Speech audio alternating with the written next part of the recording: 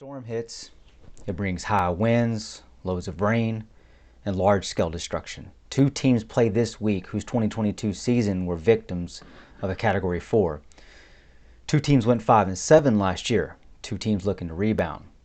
Two want redemption. However, only one is getting any love. Both have new OCs, both return key starters. Only one has received speculation during the offseason whether this would be a net positive. Criticism has mounted for one of these. The other is a contender, with multiple prominent outlets speculating this matchup would be a loss for one and not the other. One has been in the storm, the other has been in the eye of the storm. Only one has been a media darling, the other has been a castaway. Now every red ass out there knows exactly who is who in this story. And for all you ibis lovers out there, the eye has passed. The storm is about to pick back up. Destruction's coming to your shores. Contact your adjusters immediately. Get your affairs in order. The Texas A&M Aggies are coming to Coral Gables, and you better batten down the hatches. Roll the damn intro.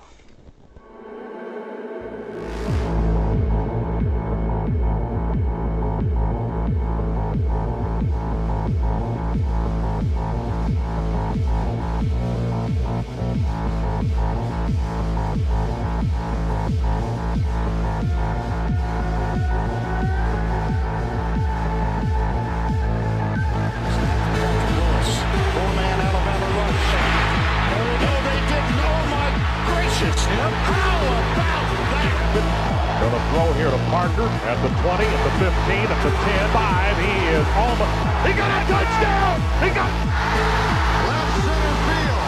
It could be. It is a home run. Oh, doctor!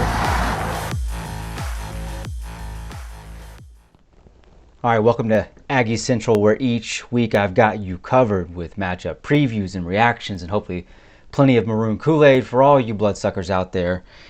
I'm your host, mixer of Kool-Aid and fellow lover of all things Aggie. Just call me Central, all right? If you like the content, hit the convenient gig'em that YouTube has provided. If you're enjoying the content, leave a comment. And if you want more all season long, just hit the subscribe button. It's right there waiting on you. Looking for something on the funnier side? Join me on TikTok. I do some funny stuff over there and take a little bit of the lighter side out. So let's start off with respect. Out of respect, I'm impressed with Miami. They took care of their northern wannabe Miami, Ohio this last week. And look, they did much better than they fared in last year's matchup. So you just look at their first game and you know that they kind of mean business. Let's just really hit it with the ground running. This is last year's matchup, y'all. Take a look at these stats. So this is what Miami folks are going to be telling you happened last year.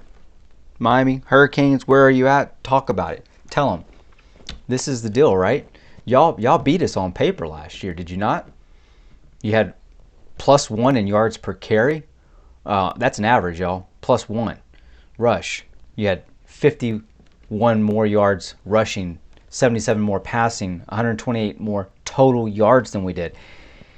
You bested us in time of possession by, 8 minutes, 40 seconds.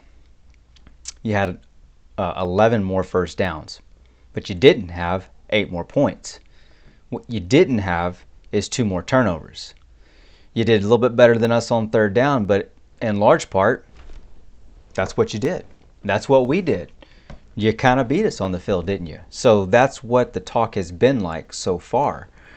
That is what the Hurricanes are saying, and for the life of them, they can't understand how, if they were able to do that last year and things go their way this year, then this should be a win. And I think most of the pundits out there are saying the exact same thing. Just, again, look at those numbers. The only thing we did is yards per attempt better. They were 1.7 worse than us. So we won 3 categories out of all that. And look, Miami, I can't be mad at you. That makes a lot of sense. So let's get to know you a little bit better here. Take a look at this. In 2022, this is what your Miami Hurricanes did. They were 95th in offensive rush, 60 in offensive pass, and there's your defensive numbers for rush and pass, 52nd and 59th. Not exactly world beaters here, y'all. Miami, I know you kind of want to think that you were doing a whole lot, but you weren't. Just keeping it real here. Look at your tackles for loss. You're 40th, not too shabby, but turnovers 92nd, and that paid off in our game, right? Points per game 97th. You didn't really lighten it up. Third down leaves a little bit to be desired, and your red zone is not working. You couldn't make up for it in big plays either, so your BP was 67th. Not having it, y'all. I mean, that's Miami in a nutshell right now. It is what it is. Take it or leave it, Hurricanes. Sorry. I'm just going to sit here and tell you the way things are going to be. Now, I'll give you my opinion, and that won't be how it's necessarily supposed to be, but here's how things are going right now. Aggies, I want you to get to know this team so you know what we're going to be up against. So I'll go through that. I'll give you my key matchups, and then I'll talk about my predictions for you. Okay? So let's get the elephants out of the room here, because what I was talking about earlier is that there's been some coordinator switches going on here. A&M switched coordinators at the offensive side, not the defensive side. Miami did the same thing, but they did it with both. So they get Lance Guidry from Marshall to replace Kevin Steele. Kevin Steele goes to Bama. That's odd. After 1 year, Bama picks this guy up. He's not good enough for Miami. He's good enough for Bama, though. Miami, I don't know what you thought of this and what you followed throughout the season. I'm not real sure what to make of this, but if I'm just looking at it at face value, I'm kind of wondering, why didn't it work? So we'll see how that plays out. They get Shannon Dawson from Houston to replace Gaddis. Gaddis was a take from Michigan. And I bet you he's kicking himself right now, seeing as how they made it to the playoff last year. So not sure what to make about all the switches, but here's the thing. He's coming over from Houston, and he's trying to put in an air raid here. But that doesn't really jive with Cristobal so much. Now, Dawson does want to run the ball, but he probably wants to pass to run. Whereas Cristobal, as a former O-lineman for Miami, he wants to run the ball. That wants to be his first thing to do. He'd prefer it be even and split 50-50, whereas that's counter to air raid, which should probably be 60-40. And that's just been the thinking behind that. So that's a lot of what we're getting into here. Now, Aggies typically have a few backlashes when it comes to hearing about the air raid. We've struggled with Mississippi State, the Mike Leaches, and all this good stuff. That's been a bit of our Achilles heel. So which will this play to? Who knows? Can't tell from the first game. You can make you got some takeaways from the first game, but how they're going to run the offense, that's still up in the air. Okay, let's hop on over to defense real quick. Defense has the most returning starters at 7, and they return two bookends in their edge rushers. They got Akeem Mesidor and they got Jafari Harris, and together they put together 12.5 sacks, and that's one hell of a number. So they do have a pass rush. They are going to test our O-line. Right in the middle, they got Leonard Taylor. Now, he's supposed to be a future NFL D tackle, and he's matched up with Harris Hunt. So these guys are quite disruptive and quite improved on the D-line this year, whereas last year, a little bit more inexperience. We were able to probably take advantage of that, or not so much advantage, but they didn't get exploited, meaning our O-line, since we were, hurt and inconsistent and all that good stuff. So this factors in to be a nice matchup here with a improved Miami D-line and hopefully a continued healthy A&M offensive line. Look, they feel like they've got the best cornerback duo in the ACC. They've got Cam Kitchens there. They've got James Williams back there. I think they're right about this. These two guys are big. They're physical. This is important for Aggies to know, because right now we're seeing Noah Thomas and we're seeing Evan Stewart, and these are pretty big guys, especially Noah. We're thinking, well, how are they going to match up with these guys? And these are the two guys that they would do to match up on these. They might do some bracketing, especially over the top. But these guys are in the 6 foot, 6'1", 6'2" range, 210 kind of size, and so they do match up quite well with Noah, who is still, even then, is 6'5", 6'6" area. But these guys are good, and they are going to pose a challenge. Of course, a matchup is going to be when we see our wide receiver core doing what they did. They're definitely going to want to address that with these two guys because they're going to need to keep that at bay to have a chance to keep this one, I think, in the neighborhood. Otherwise, if they let our offense run loose with wide receivers, it could get nasty. That's just the truth. Okay. Now, they've got last year Corey Flagg. He was second in tackles against us last year. He's not getting as many reps so far this year from the middle linebacker position. Right now, I'll tell you what though, they like Francisco Mauanoa, and this guy. Actually, it might be Francis. I get the two brothers confused because it's the family affair that they've got going on here. He's leading the pack though. This guy, he's a big guy. I think he's coming in about 225, 230, and he's popping them right now. And they're excited about this guy just almost as much as they are his brother, who's probably getting overshadowed. We'll talk about him more in a little bit. But they've also got somebody you're going to need to know, and that's Wesley Bassant. Bassant. Between the two of them, they're one hell of a dynamic duo at linebacker.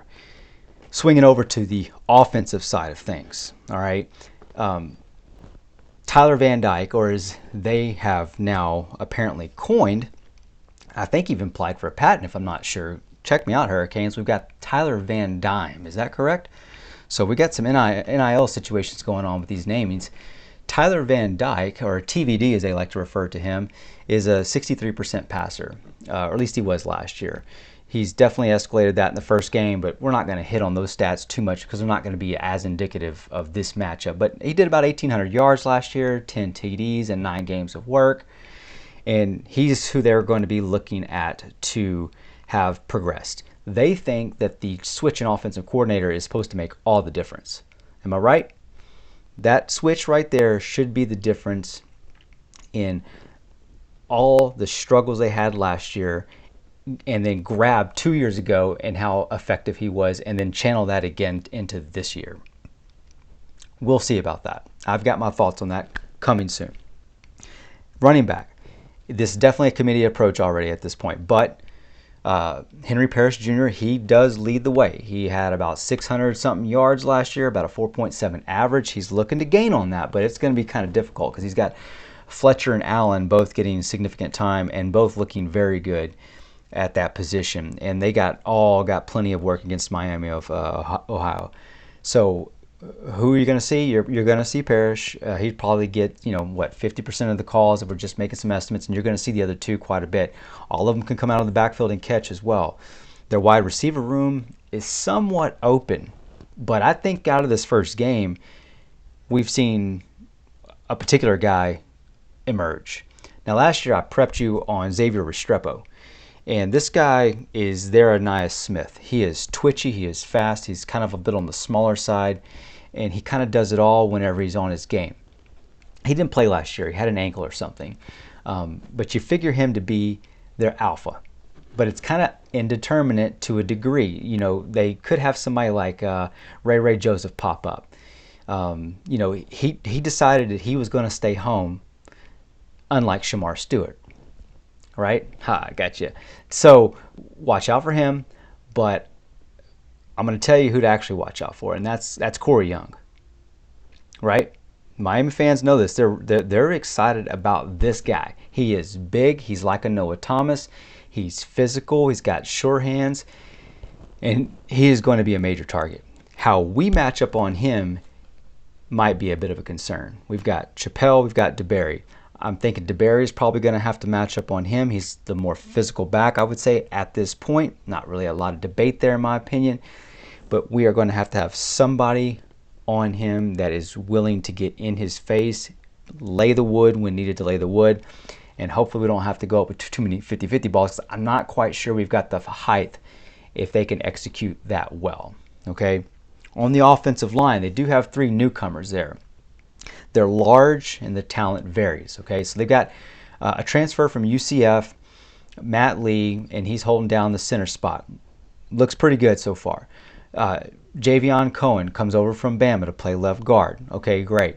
You've got their leftovers there, but that doesn't mean he can't play. Okay, they like both of these.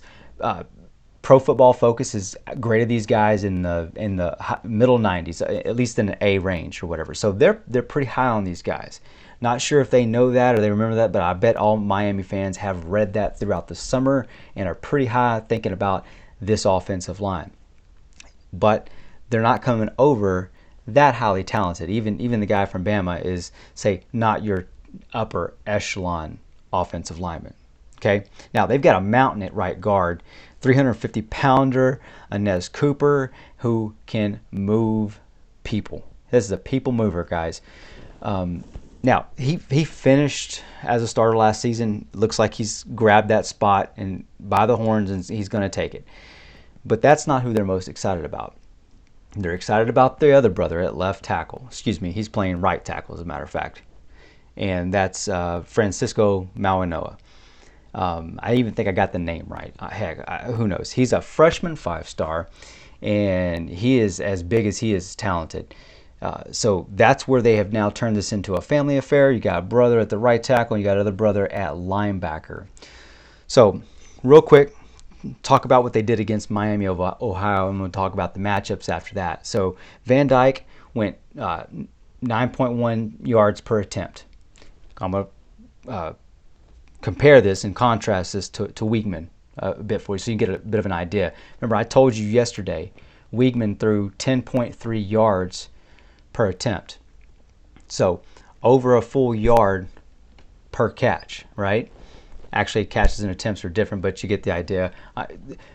Per throw, per attempt, same numbers, apples to apples, over a yard difference, okay? He threw 1 TD, 1 INT. So against Miami of Ohio, TVD, Tyler Van Dyne, does let out an INT. Miami fans are going to tell you, well, it's probably raining. Right, Miami? Probably raining. Maybe so.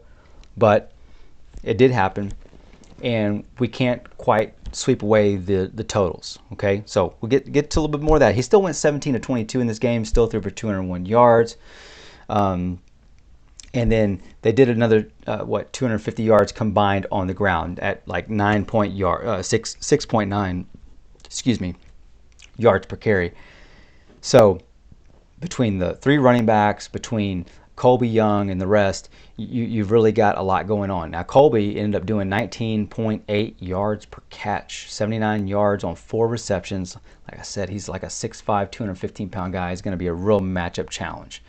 So that's where I want to start off with, the matchup. What's it going to take? And I think DeBerry is going to be the first place. We're going to have somebody on this guy that's solid. They're going to feed him. What's interesting to think about is if we're able to do that, who do they go to after that?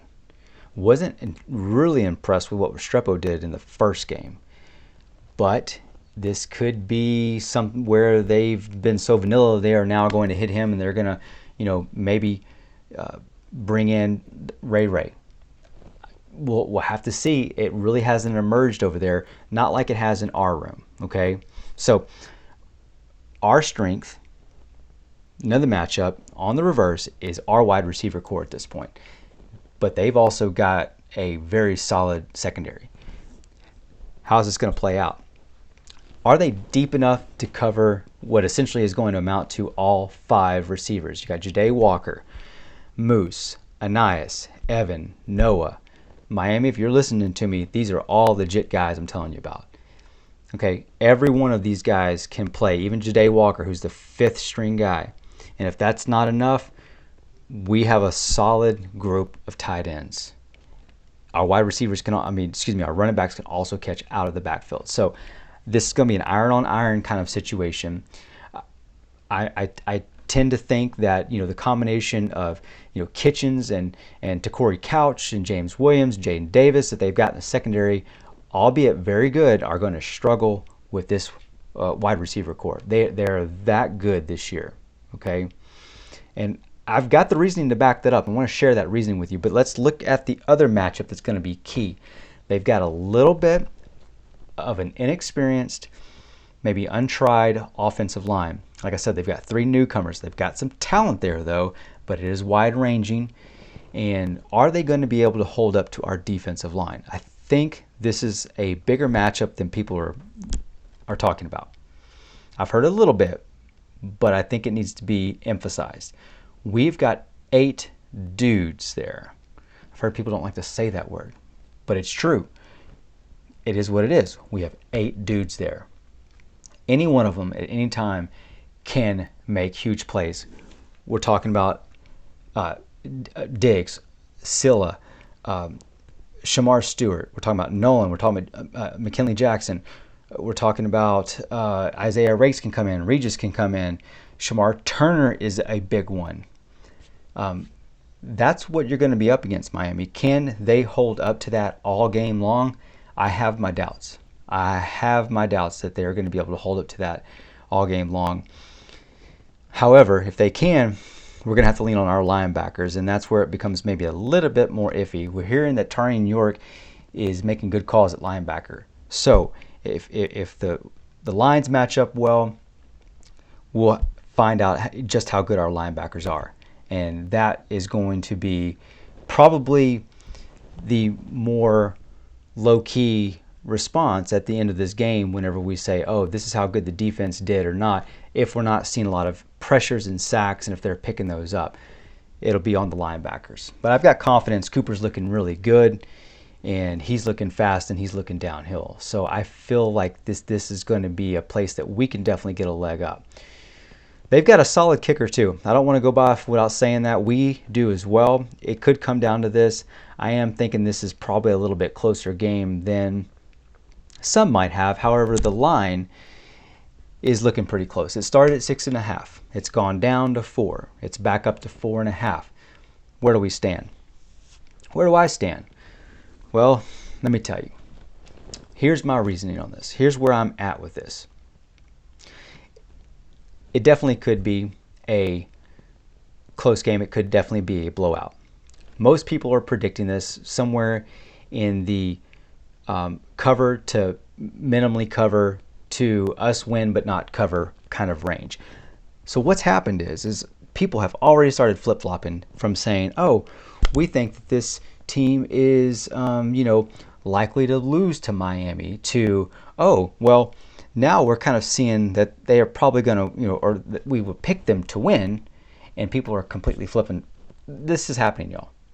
This is happening. I'm listening to On 3, I'm listening to Late Kick, and this is the kind of stuff that I'm starting to hear now. It is what it is. I like it, but I'm calling it like I see it. And I said that this was going to happen, especially if you follow me over Twitter. I said this stuff was going to happen, that when we started to get into the season, although I thought it would not be this quick for people to start saying, well, this is going to happen because now all the ifs are starting to come through, and if this happens, then A&M is going to be this good. And it's starting to already take shape. So let's think about this for a second. Miami, they do 16-3 at the half. How you feeling about that, Miami? Are you feeling good about that? I bet you're not feeling good about that. I bet you're not feeling terribly good about 38-3. And let's talk about what that means, because the same thing I did with you for A&M's game. You do 38-3, we do 52-10. Okay? How come you weren't able to do essentially 14 more points or 2 more touchdowns? Okay, did you get in your backups like we did? What I'm saying is that you didn't run efficiently enough to score enough points so that you could get into that situation. Don't tell me it was just vanilla. Everybody's supposed to be vanilla first week. You don't get that benefit of the doubt. You weren't able to get enough points in the first half so that you could come out and run a possession or 2 or a quarter and then be satisfied. And then, even when you got to that point, I'm not sure exactly what point that did happen, but I do believe your second string got in there at some point. Did they move the ball? Did they get 10 points? They get a touchdown? They get a field goal? No, they didn't. So this speaks to your depth in large part. This speaks to our depth, that we were able to do that, hand it over to the second string, and then let them work. Now, the 2 deep doesn't necessarily win you the game. They can win on their first stringers, and they can play the entire game. But I think that the depth is going to play a significant role. I really do, especially on our defensive line matched up with their offensive line. So where do I have this game? What I really want to do is I really want to pick it 38-20. I think based off of what we've seen from both teams, I think they're going to be able to score a few points but struggle. I think that they're also going to be able to hold us at bay, obviously more than New Mexico. And so that's kind of a spot where I've kind of gotten to. But I've been thinking, and I think where I really want to settle in this game is I want to settle somewhere in the 24-30 range. I think they've got a better D than what they've gotten credit for in that first score, and I think I need to give them a little bit more credit that way. Like, for instance, I said to you yesterday, whenever we're talking about us having given up 10 points, we gave up 10 points instead of 3, and that says a little something about us. And whereas our defense may be good, I think we're looking at least 3 touchdowns here from them, because I think they're still going to be able to find a way to score on that. And we've got some hole somewhere that they're going to be able to find on film and exploit. We think it's in that secondary range, right? That's where we saw them moving the ball early on, them getting a few key runs on us. So we do have a few issues still there, and they've got a big, nice set of backs that they can use. So I think 24 is a good number to have put them on. But I do think we're going to end up covering in some way. I don't think that they're going to be able to keep us down so much. I think they're going to do a good job on our wide receiving core, and this may be one of the better efforts you see all year long. But I think we're still going to be able to put up 4 or something along the lines of 4 touchdowns and a field goal. So I probably should have made that 31-24. I think we do cover. I don't think it's by much. What I'd really like to see is about a 2-touchdown win here.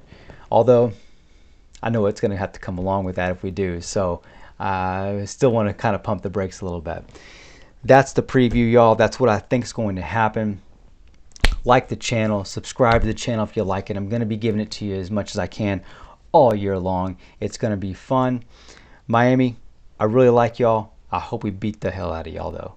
So we'll see you for the post-game reaction on Sunday after it's all said and done. Thanks, Aggie.